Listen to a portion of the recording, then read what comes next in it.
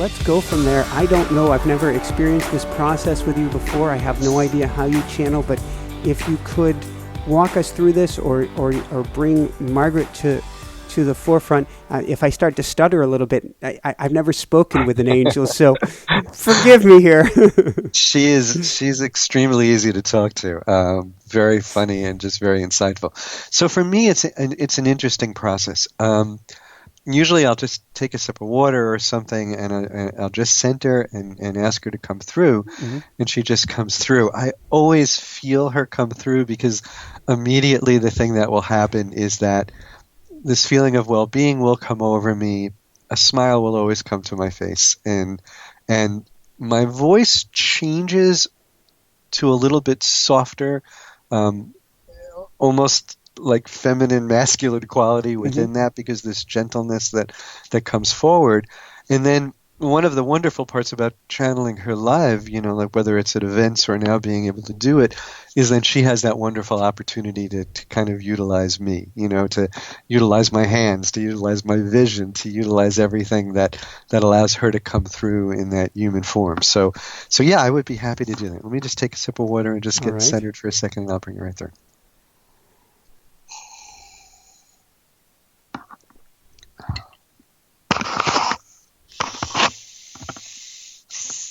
Hello, dear one, and welcome. Michael, it is so good to have this opportunity to speak with you. And I thank you for this show that you're doing, and I thank you particularly that we are on this show with you today. So what might I answer for you? Oh, wow. Margaret, I feel the same. I have a whole list of questions, so we'll see how many we can get to, but maybe the best way to start is to, I'll let myself off of the hook here and ask, what is the most important message you're wanting to get across or to share with people today? Oh, there are so many things, but I think the most important message that was so much the message of this new book and so much the message within Messages from Margaret was about joy, was about trying to help human beings to understand when you come here, despite the fact that you of course come here with your own inherent talents and traits and those things that you come into this world to be able to bring to create this amazingly rich fabric of experience. But your soul, which I will from here on forward talk about as your higher self, your big self, your whole spirit, shall we say, it is enormous. It is so huge that the human mind trying to comprehend it is just so difficult. It is trying to comprehend the universe, because the souls, your souls, and especially the collective souls of other higher selves, you are in everything. You have placed your energy in everything that exists for the purpose of constantly expanding your soul. And because when you expand your soul and you expand that energy you come in with, then that returns to your higher self as an even expanded capacity with all this wonderful experience that you've garnered through your physical incarnation, whether that physical incarnation is as a human being or as a dog or a wolf or a cat or a mountain lion or a drop of rain or the sky or the ocean. However you have manifested your energy within a lifetime, you bring back the knowledge of that experience. And within that, desire to live that experience in a joyful manner, to feel it to its fullest capacity, and then to be able to love beyond that. And that's certainly for human beings, and for animals that goes even more so, because you have that choice in taking on and in desiring this experience of polarity. You have that choice as to how you want to respond. And that kind of goes to your last question, Michael, because you asked Gerry what changed in his life. And I think if I were to word that, I think I would say what really changed in his life was how he desired to respond to the situations in his life. Did he desire to respond from the point of view of love and care and compassion? Or did he decide to respond from the point of view of fear and withdrawal? And with fear, of course, comes anger, resentment, and all of those other things. So when you are moving to respond from a place of joy, then you are finding yourself in the situation where love, being the major emotion behind joy, is at the forefront. And that's perhaps the biggest thing that I would say, is that human beings need to really focus on what makes you individually happy, and to try to do whatever you can to experience as much of that every day as you can, because that's what lifts your vibration and brings you to that loving space. We have a lot, and thank you so much for that. And that really got to a bit of what my first question was going to be, which is, does each of us have an individual soul purpose?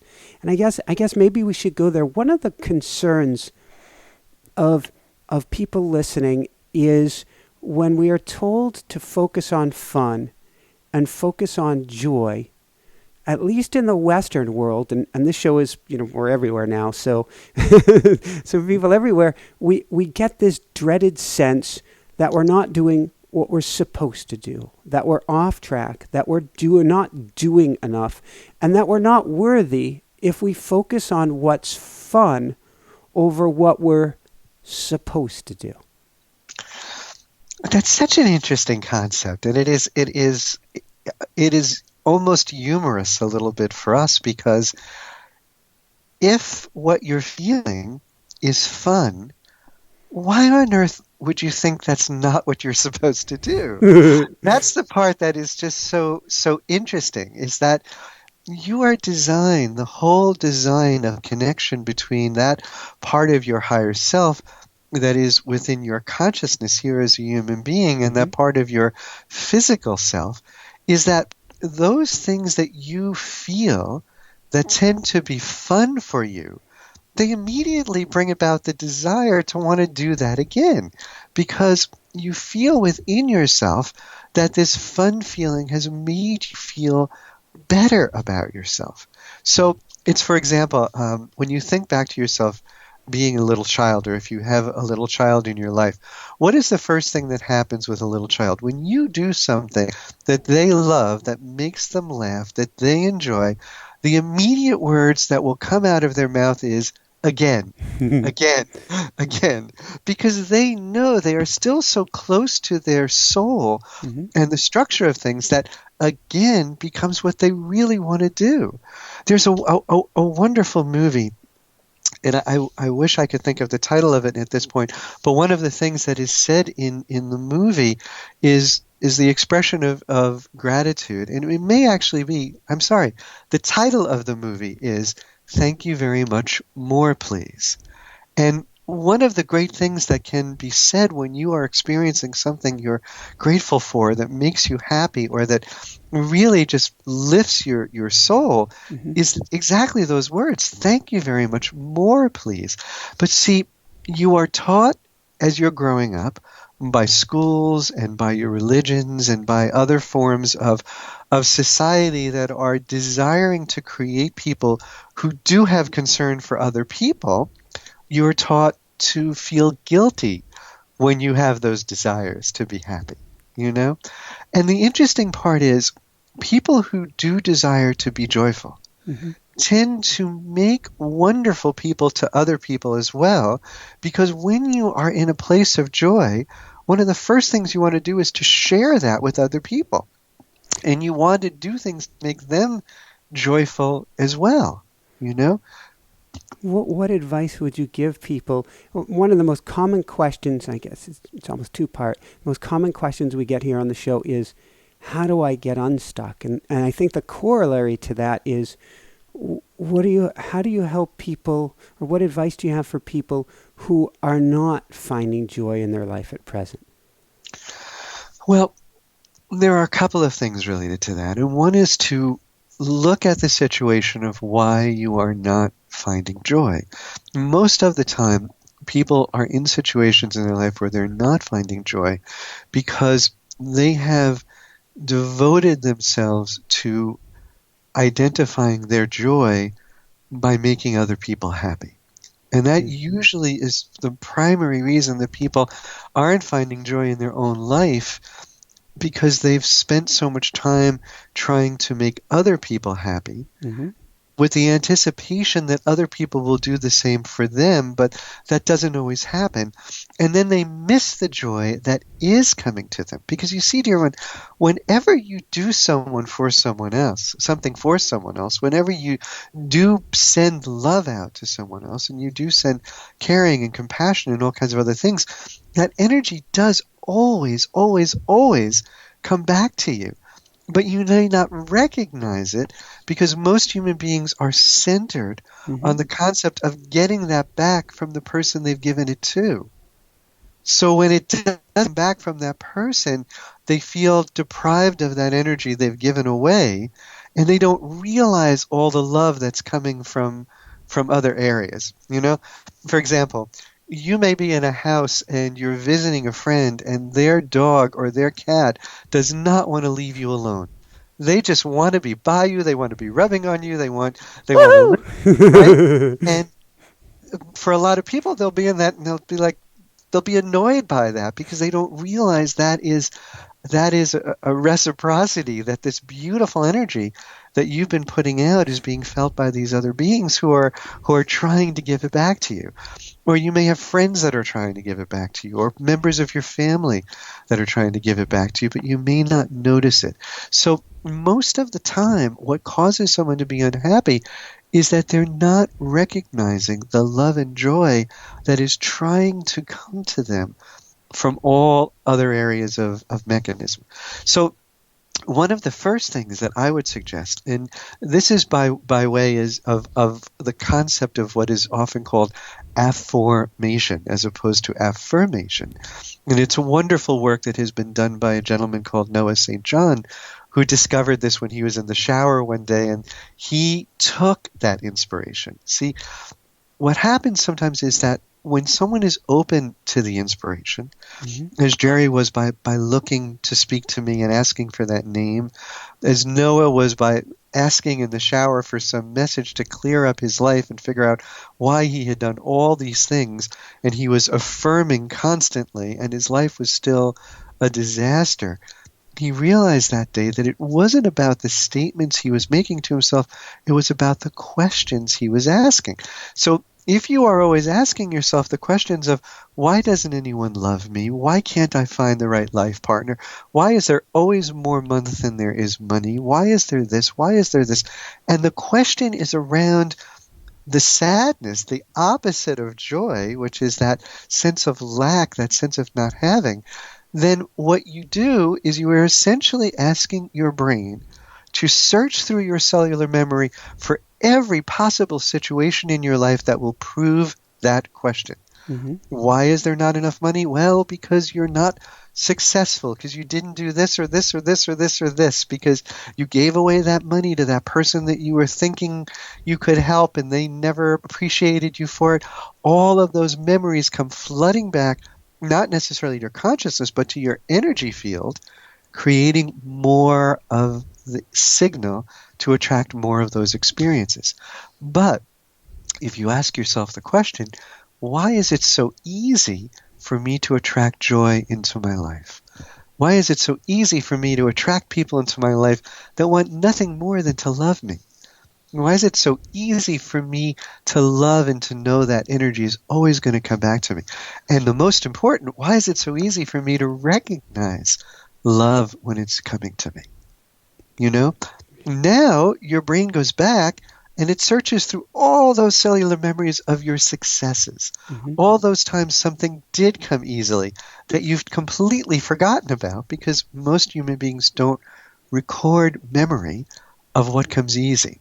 And there actually is a very good reason for that. It is a part of your DNA structure. You see, when you were first existing as a human being, you had to be very mindful of danger. You had to be very mindful of making mistakes, because if you were, to example, be hunting one day and you find the game you were looking for, but it turns out that you are on a land that belongs to another tribe, or that they feel is their land, and they go chasing you back to your cave to make sure that you are not going to be interloping again, that memory will record because that is for your preservation. That is for your being able to stay within this human form.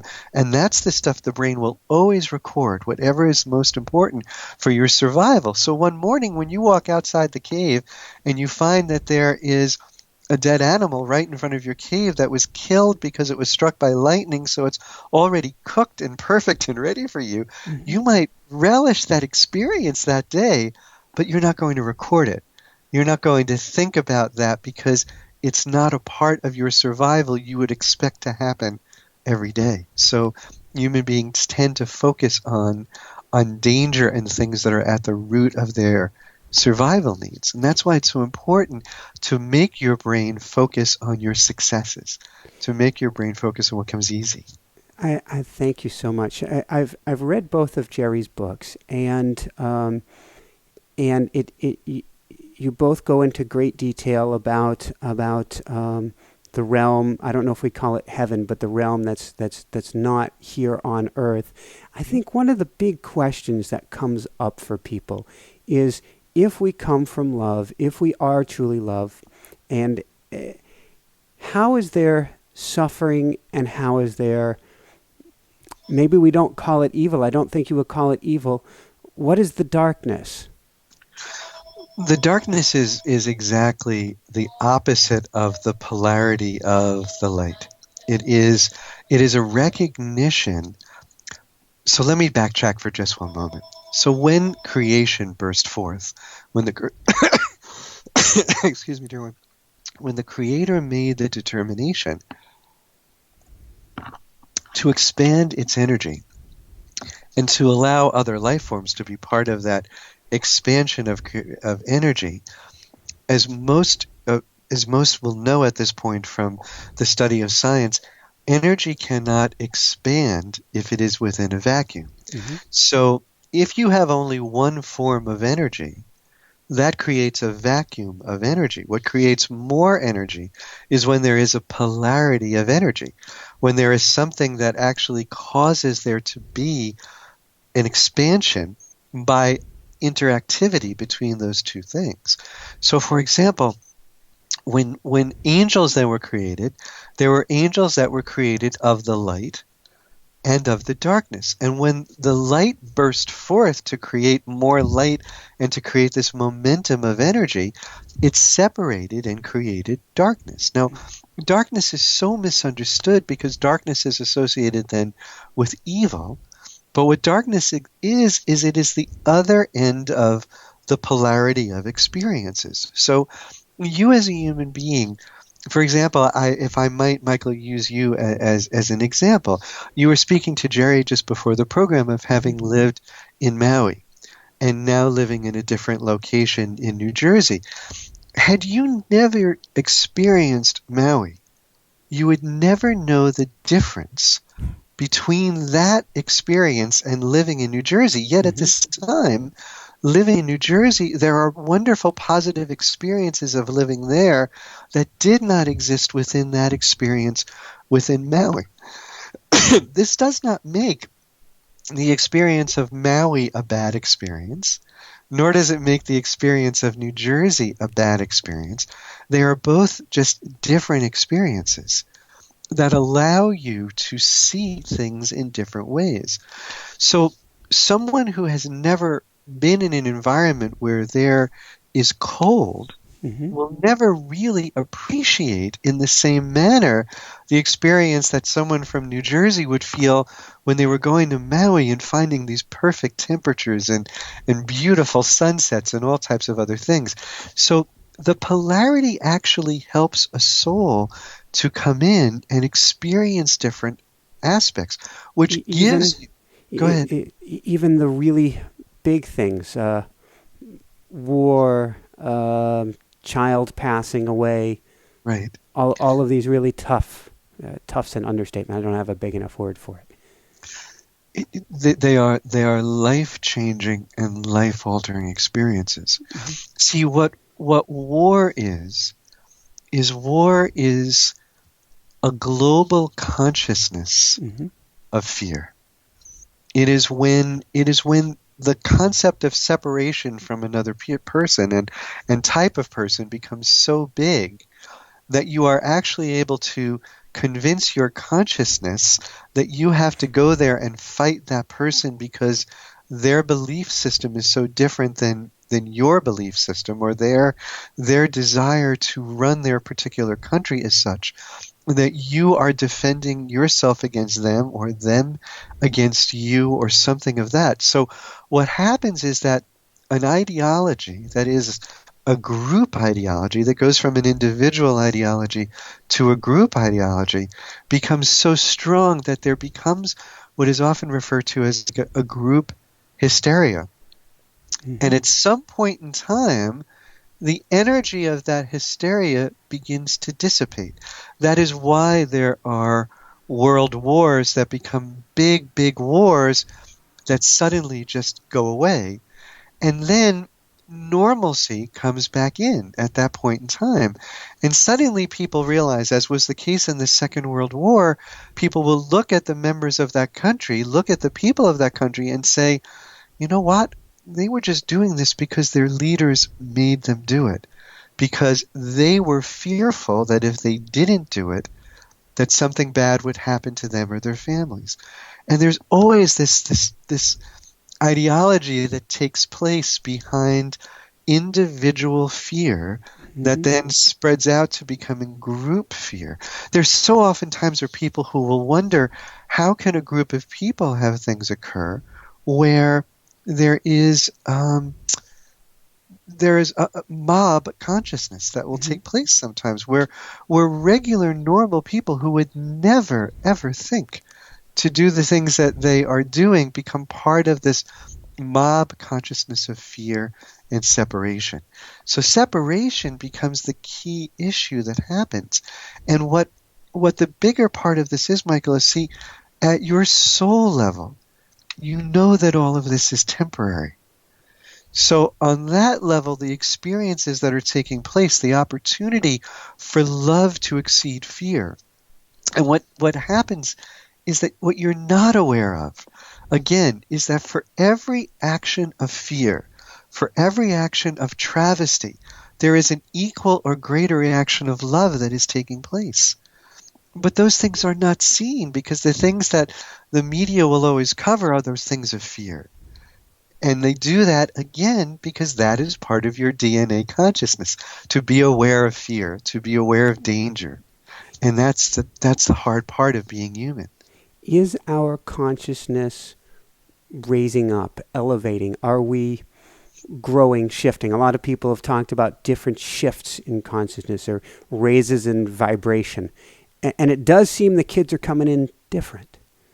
They are. And there is a different awareness of many things that are happening. There is a greater level of desire to experience joy. There is a rejection of a lot of what exists. But there also are other things that are happening.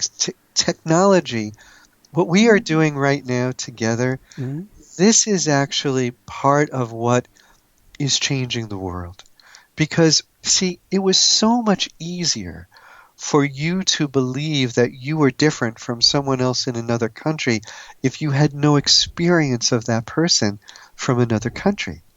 But if you have the opportunity through Facebook or through Twitter or through Skype or even more importantly through YouTube to see videos that are being made from people in other countries and to realize that you all are experiencing the same things but in different cultures. You all have love for your children. You all have love for your spouses, your girlfriends, your boyfriends, your cousins, your aunts, your uncles. World change is occurring because people are starting to recognize that there are many more similarities than there are differences.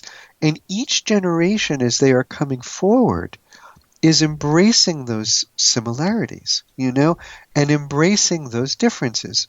People who are now coming into the world and who are now young people and teenagers, they are experiencing opportunities to know of people that they have in their family who are interracially married, or who are gay, or who may be transgendered, or maybe of a different political belief system, but they still know them as Uncle Harry or Aunt Sue or someone of that nature. So they are growing up with a wider variety of experiences that their family members have learned to come to accept and know and love. And as they do that, it's widening their perspectives. And then their ability to have at such young ages. You see, when you go back as your higher self and you reincarnate, many of those talents and skills that you have already developed somehow come back to you, which is why little ones of 2 and 3 years old can pick up cell phones and know exactly what to do with them, because they're wired in. They are so aware of knowledge and so aware of the desire to know more and to experience more. Thank you. I know we don't have that much more time together. Maybe one of the questions that's really, I don't know if interesting is the right word. I don't want it to be too heady about it, but destiny versus free will, fate and synchronicity versus can we knock the train off the tracks? Okay. So free will is a constant. Free will is something that existed from the time of your first incarnation as a higher self, when you were given the ability to make the decision of, would you like to remain a being of light, or would you like to expand your energy by this wide array of experiences that are being potentially created and that you could co-create down the road. And all beings that are human beings at this point, and really, dear one, all higher selves make that decision to experience this free will.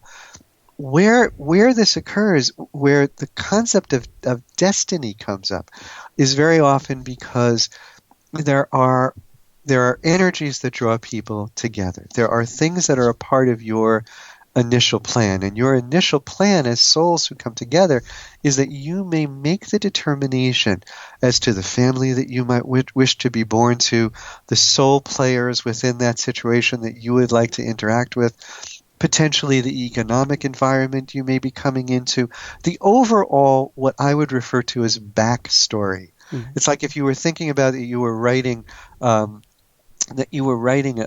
play where there is backstory on every character who is involved in the play, and you know that backstory, but then once the play starts, everything else is improvisation. And that is what your life is. So everything else beyond that which you desire to create in your incarnation coming in here, your parents' story, your sibling stories, everything else is pure improvisation by the daily decisions that you are making. And every single one of them changes your story. Can we screw things up? No. You really can't. I know that's such a hard thing to understand, but if your concept is as a soul that you are coming here to experience this life in the full gamut of its experiences, then how can you possibly screw something up? You know, because it just means you're taking a different action, a different road, a different experience. Now, in your human form, there are certainly decisions that you can make that will make your life easier, mm-hmm. but sometimes those things that are easier are not those things that will allow you to grow as substantially as a soul. In the book, I use the analogy of, and I try to explain how the financial systems of the world have actually been created in the image and likeness of your soul, and in the image of likeness of what you do. So on a soul level, you make the decision to invest energy in beings that are either low-risk investments or high-risk investments. And just as you would financially, those low-risk investments will usually get you the smallest amount of return, meaning your soul will grow, but it will expand at a certain level. The most risky investments will cause your soul to be forced to grow in much larger ways. So for refugees in Syria right now, they have come into lifetimes where they've taken an investment that is a very difficult investment. but the potential for their soul growth is unbelievable because they have everyday individual decisions forcing them to choose love over fear. Beautiful. And big ones. So I think the last question, and I'll reserve, maybe I'll change my mind on that, forgive me, but it was a question in your second book from Christine Closer, which is, what's the key to creating a life of overflowing abundance while enjoying a purposeful and prosperous career? that is a wonderful question, and I loved it when it was posed in that sense. Sometimes what happens is that human beings, and you kind of touched on this earlier, we talked a little bit about guilt and about how we will think that the careers that one has to take need to be always about a specific sort of a thing. So you may decide to take a career which is an extremely profitable career, and that may be the direction your family moves you in, and maybe the direction that you feel at that time is your best direction, but it's not answering what your heart is truly desiring that you do. However, and this goes to your other question about screwing up, there is nothing that you ever do in a lifetime that is not preparing you for the next thing that you would do within your lifetime. So if you bring those things together, as your soul begins to speak more clearly with your brain, and as your heart begins to understand some of that communication, you find that over time you are moving into that place where your soul and your body and your mind or everything are working in a more easy unison, which is what makes you more joyful. If I could just give you a quick example. We did a reading a couple of nights ago from a woman who very much wanted to work in the field of herbology. And she had gone to school for it, and she really didn't feel that she was working in it, and she had a lot of fear about moving into it because she was so afraid to make this drastic change from her current secure career into the field of what she was looking to do.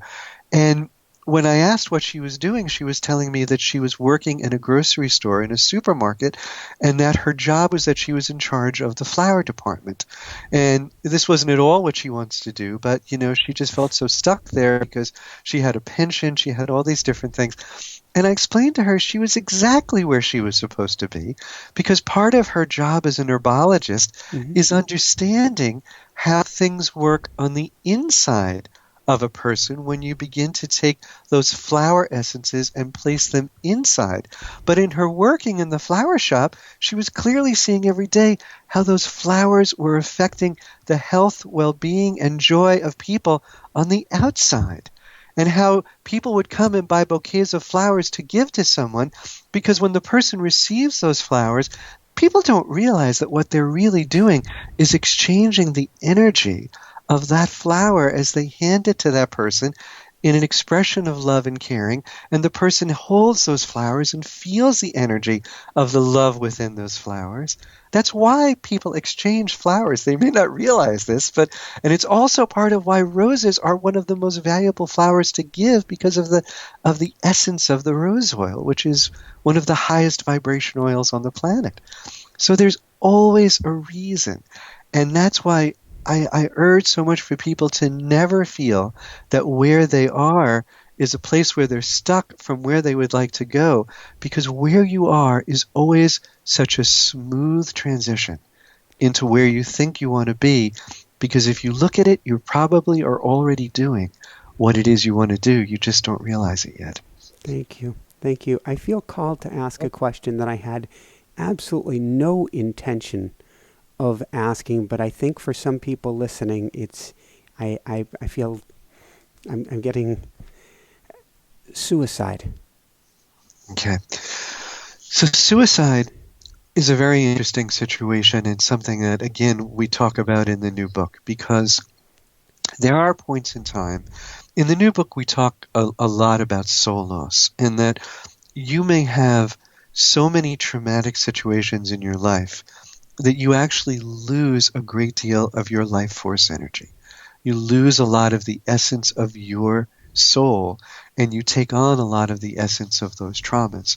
And I use an analogy in the book, and I ask people, please don't feel in any form offended by this analogy, but it is just one that I think makes some sense. And that is, if you think of the game of baseball, and many people do know about that game and they understand how it works, there is a player on the mound who is called a pitcher, and the job of that pitcher is to throw the ball so that the batter on the other team won't be able to hit it, that they will be able to do that without being able to lose for their team by keeping the other player from hitting the ball or causing the other player to hit the ball in such a way as the members of their team can catch it. They can handle that experience. They're able to understand it.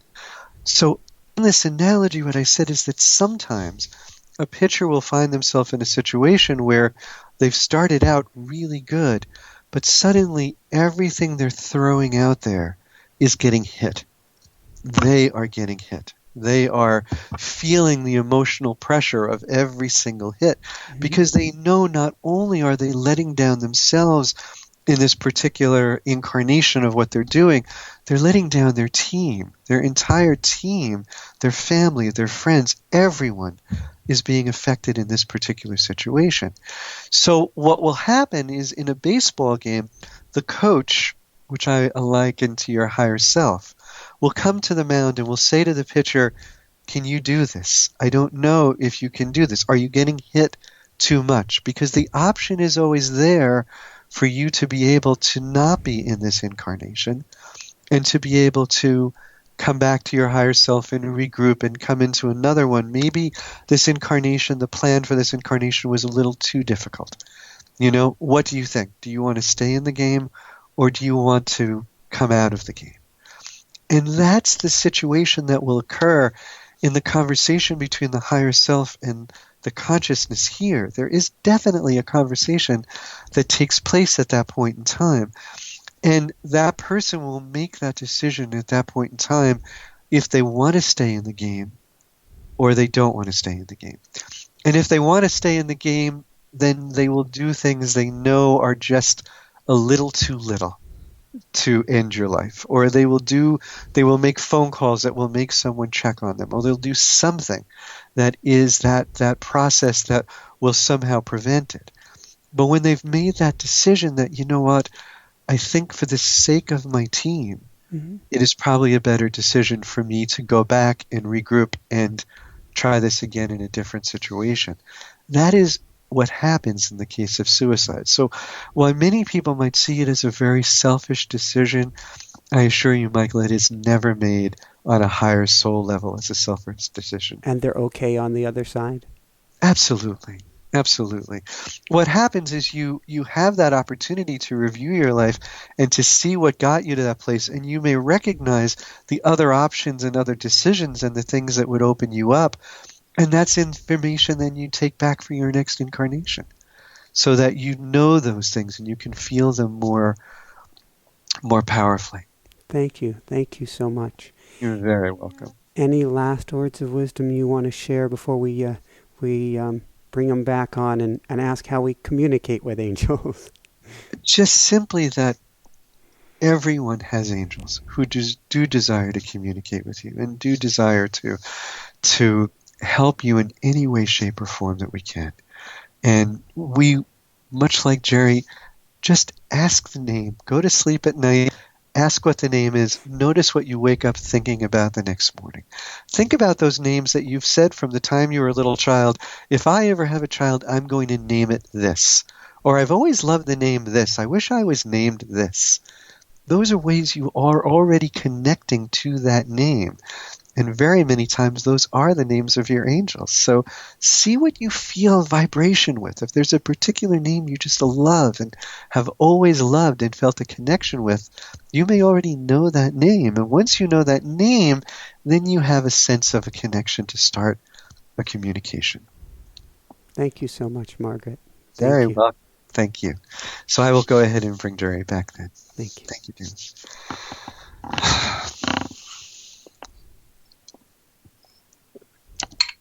Hey, Michael. Hey. I know we went very long with that. I'm sorry. I know we're kind of going along on your show, but I appreciate you spending that time with her and having those questions be asked. Well, thank you, and I'm very appreciative as well. So we'll keep this down to the bare bones minimum, but I feel it's important for people. In the books, you talk about how this is something we all have this ability to communicate with angels, that angels are always around us, that we are born with a guardian angel or angels. They're always here.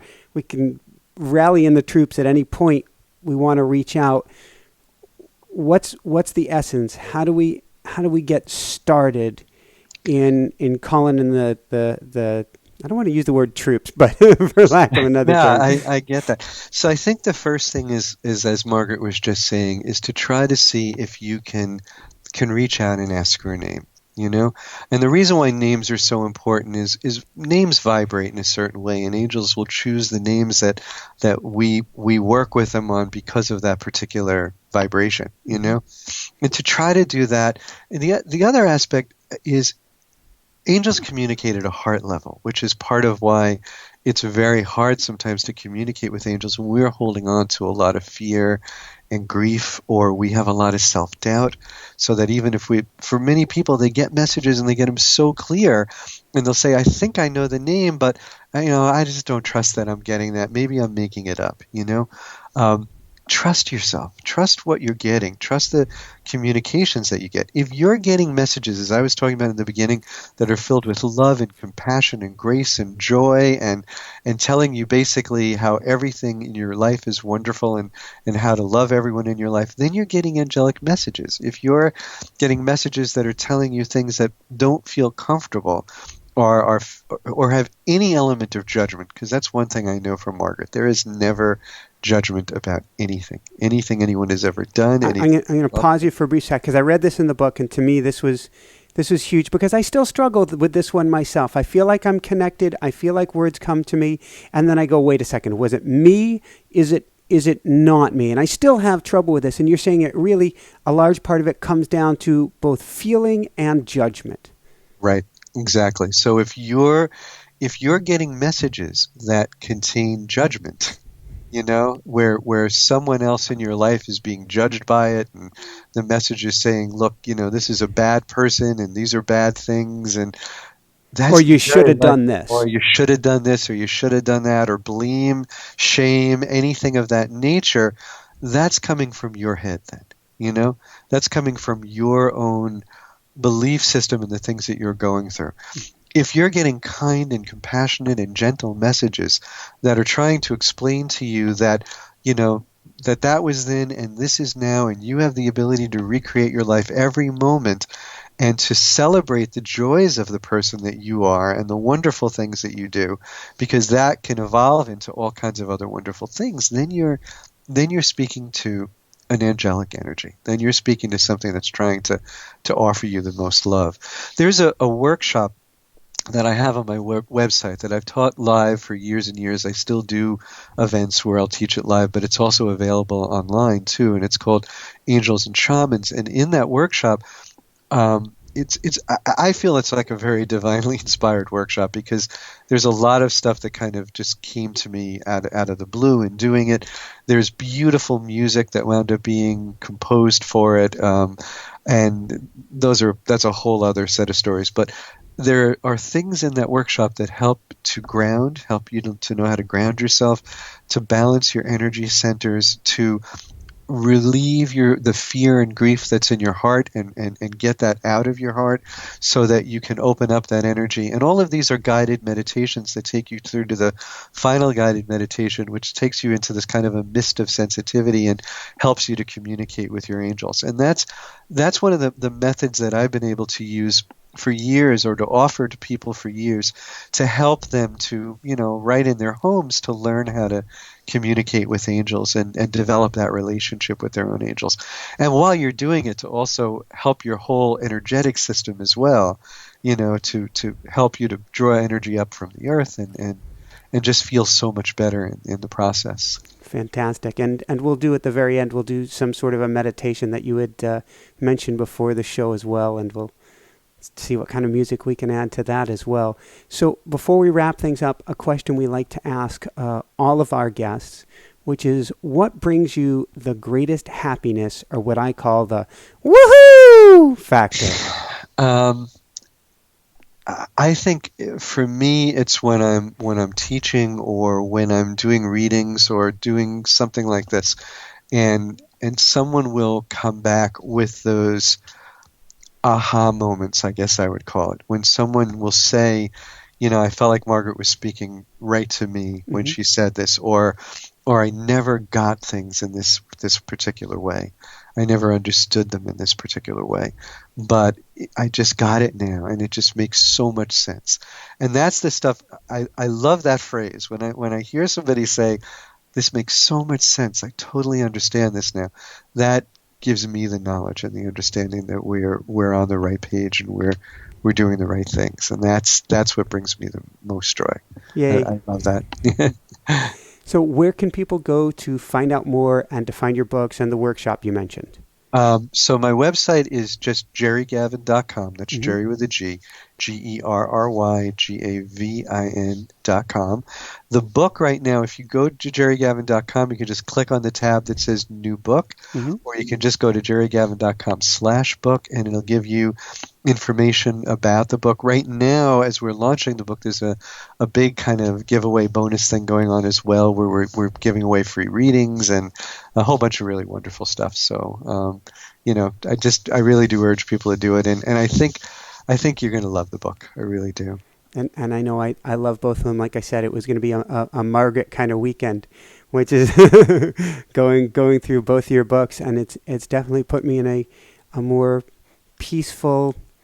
It's not so much a grounded, but there's a peace about it that came from those books, and more of a knowingness is the best way that I can describe it. That's bliss. Right.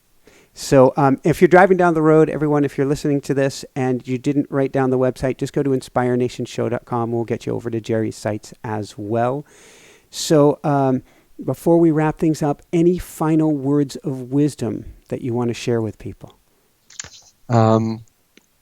I guess just from that point of view with Margaret is find those things that make you happy and do them as often as you can. Woohoo! All right. Well, would you have time to lead us in a short meditation of your calling?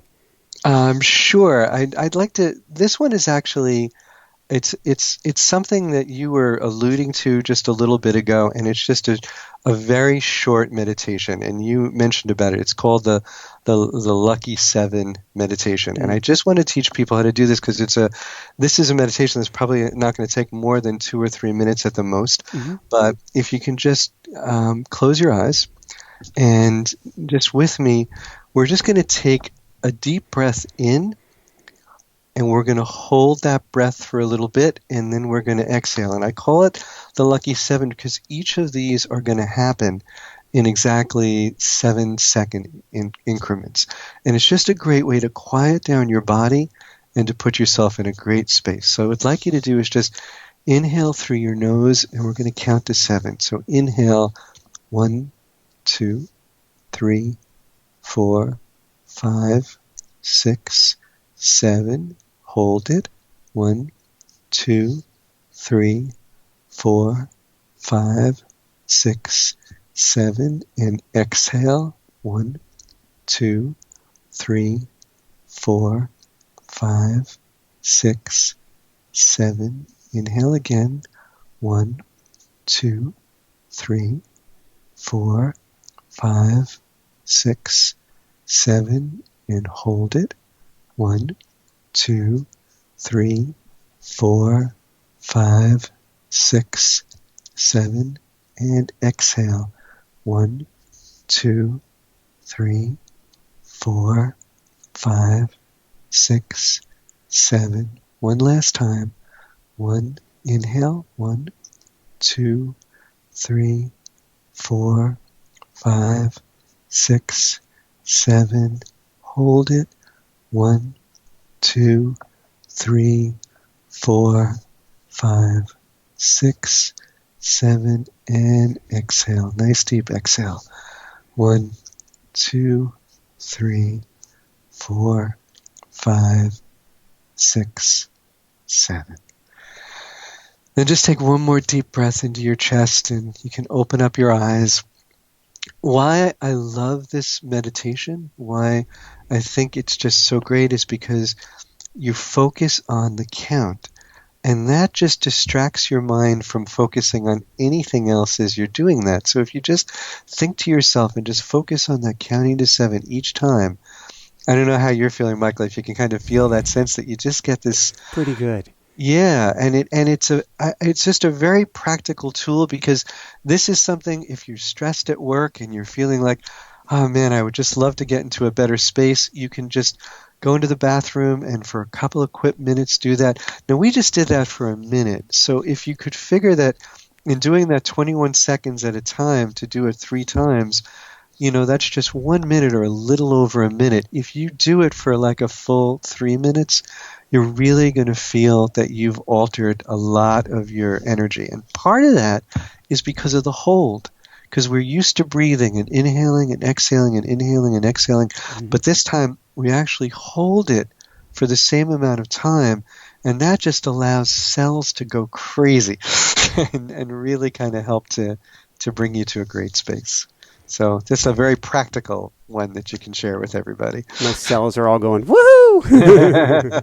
Good, I'm glad. I'm really glad. Well, thank you, Gerry, so much for being on the show. This has been a true pleasure and a treat. And to Margaret, this has been a pleasure, treat, and honor. It's been beautiful. It's been so beautiful. Thank you. Thank you so much. I really appreciate being here. And I hope to get to do it again. Thank you so much, Michael. You're most welcome. For everyone out there, this is Michael Sandler saying, be well, have fun, check out if you can talk with an angel, and see if you can talk with an angel, which I'm told everyone can, and shine bright. Woohoo! Thank you. Thank you very much. That was a pleasure. It was great to do. Thanks a lot. This was fantastic. Thanks so much for watching. If you enjoyed it, be sure to like below. Also, leave your comments. Have some real fun with it. Subscribe to our channel where you're going to get more great videos, more interviews coming up. And check out our website, inspirenationshow.com. That's where you'll find tips, blogs, information, videos you won't find anywhere else, and useful and helpful resources to really help you kickstart your life and to shine bright. Thanks so much again. Thank you for your support. Like, comment, subscribe. See the website. Thanks so much and have fun. Of course, shine bright. Woohoo!